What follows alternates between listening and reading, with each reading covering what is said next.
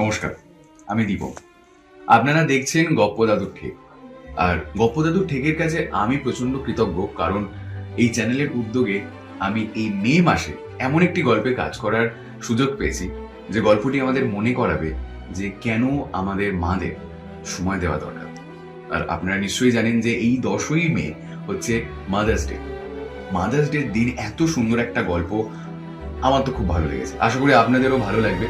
তাই গপ্প দাদুর থেকে এই গল্পটি অবশ্যই আপনারা দেখুন। এটি যখন আসবে আপনাদের মাদের সাথে শেয়ার করুন, এবং অবশ্যই বন্ধুদের সাথেও শেয়ার করবেন, সবার সাথেই শেয়ার করবেন। আর মাদের জন্য একটু ভাবুন, চ্যানেলটিকে সাবস্ক্রাইব করুন এবং আমাদের পাশে থাকুন। ধন্যবাদ।